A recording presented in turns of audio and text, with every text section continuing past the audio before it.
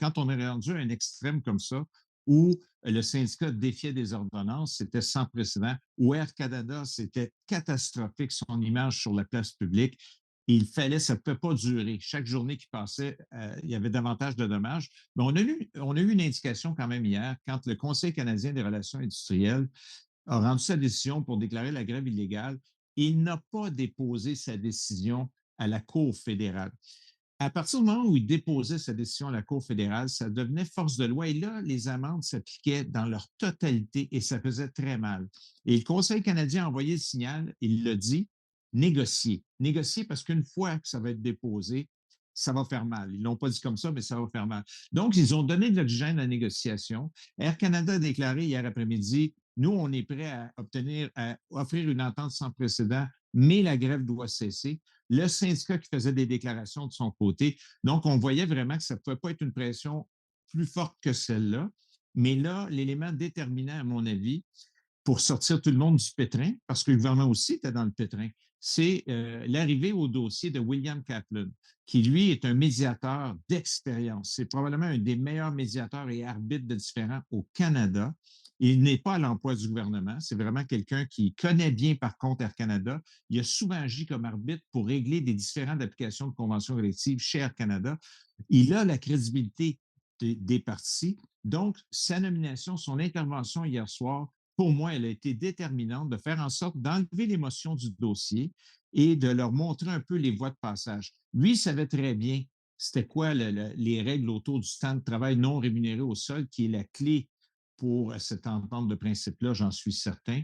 Donc, certainement, il a été en mesure d'aider les partis. Puis pour moi, ça, son intervention, elle a été déterminante. C'est le même médiateur qui a servi d'enquêteur dans le dossier de Post Canada au mois de mai dernier, qui a fait des recommandations pour permettre à Post Canada de se redresser. Maintenant, ces recommandations-là ne sont pas encore en force, mais bref, c'est un personnage clé dans cette histoire-là et dans le dénouement pour une entente de principe. C'est sûr que le syndicat a choisi une position qui était risquée, donc de défier une ordonnance. Ça ne s'était jamais fait auparavant, mais en même temps, ils avaient les ingrédients parfaits pour jouer cette stratégie-là. Une intervention prématurée de la ministre, une opinion publique qui était, malgré tous les inconvénients, favorable quand même aux revendications des agents de bord.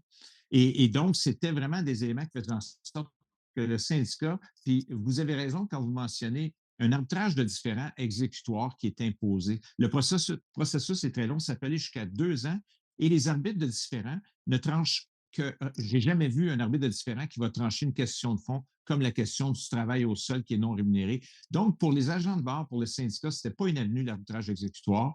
Et en même temps, ils ont fait le pari qu'en défiant les ordonnances, le conflit se réglerait plus rapidement. Décision d'intervenir de la part de la ministre du Travail au jour 1, aux premières heures du déclenchement du conflit, c'est une grave erreur.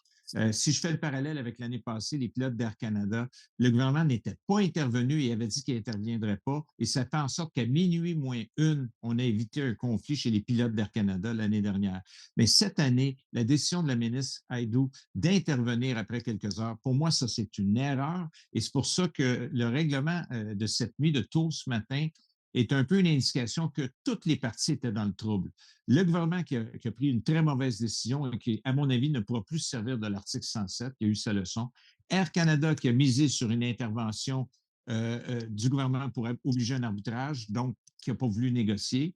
Le syndicat, de son côté, faisait face à des amendes et à des poursuites incroyables parce qu'on voyait déjà un premier recours collectif qui était demandé hier.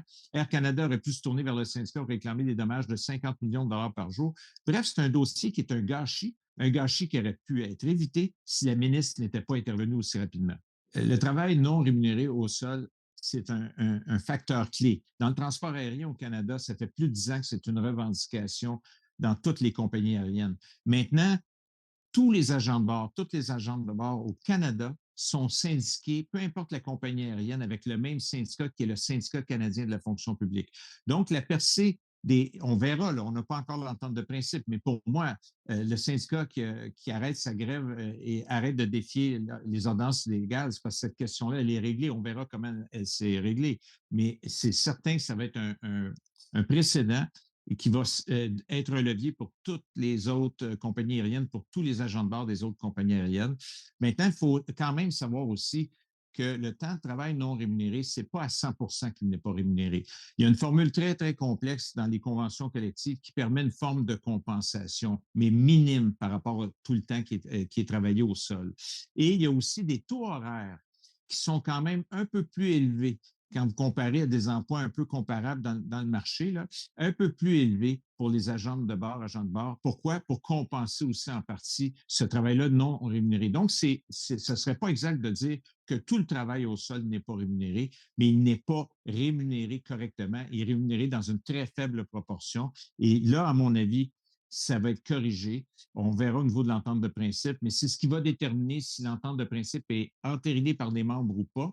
Est-ce que les membres vont juger que le résultat de l'entente de principe est suffisamment intéressant sur cette question-là? Les augmentations de salaire, je ne suis pas inquiet parce que Air Canada a donné 40 à ses pilotes, 42 à ses pilotes l'année dernière pour 4 ans. Donc, je ne dis pas qu'ils vont avoir exactement la même chose, mais je dis que je ne suis pas inquiet du côté des augmentations de salaire. Fait que c'est vraiment cette question-là du travail non rémunéré qui est la clé.